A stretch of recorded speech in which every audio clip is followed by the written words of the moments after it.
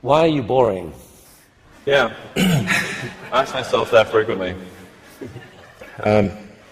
We're trying to dig a hole under LA, and this is to create the beginning of what will hopefully be a 3D network of tunnels to alleviate congestion. So, I mean, right now, I think one of the most soul-destroying things is traffic.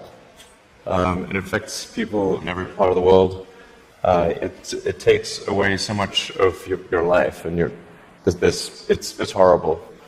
It's particularly horrible in LA.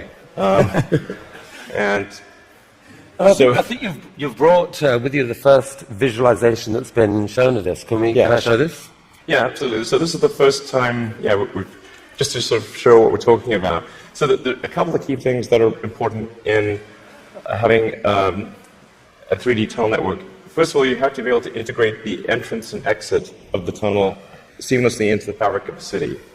So by having an elevator, sort of a car skate that's on an elevator, you can integrate the entrance and exits to the tunnel network just by using 2 parking spaces.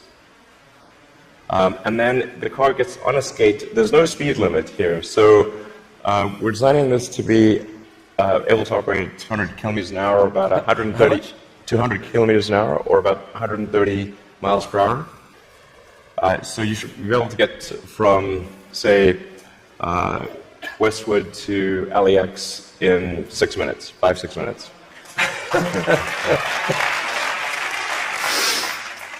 So possibly initially done as like on a sort of toll road type basis. Yeah. Which I guess alleviates some traffic from the surface streets as well. So I think, I don't know if people notice it in the video, but there's no real limit to how many levels of tunnel you can have. So you can go much further deep than you can go up. The deepest mines are much deeper than the tallest buildings are tall.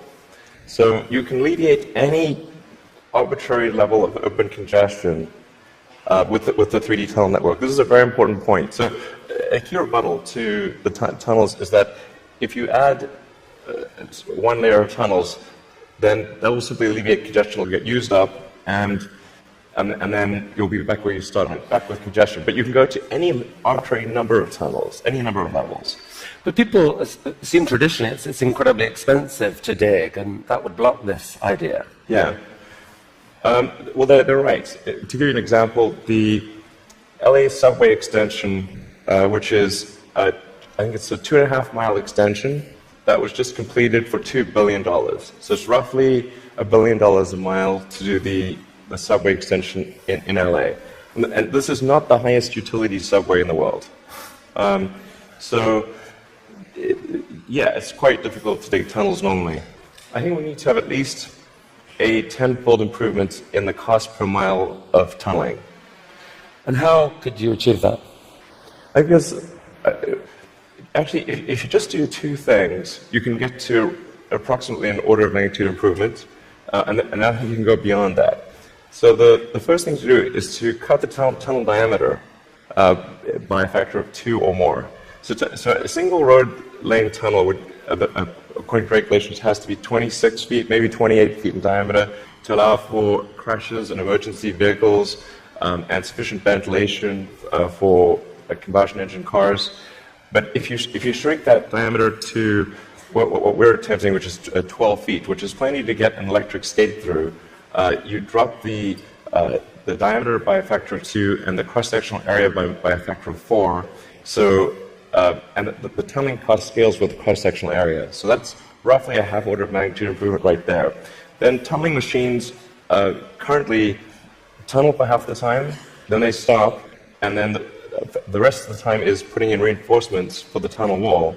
So if you design a machine instead to do continuous tunneling and reinforcing, that'll give you a factor of 2 improvement. Combine that and it's a factor of 8. Also, these machines are far from being at their power or thermal limit. So you can jack up the power to the machine substantially. I think you can get at least a factor of 2, maybe a factor of 4 or 5 improvements on top of that. So I think there's a fairly straightforward series of steps to get somewhere in excess of an order of magnitude improvement in the cost per mile. Our target actually is we've got a pet snail called Gary. This is from Gary the snail from South Park.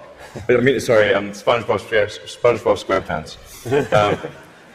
So Gary is capable currently he's capable of going 14 times faster than a tunnel boring machine. Okay. You want to beat Gary? We want to beat Gary.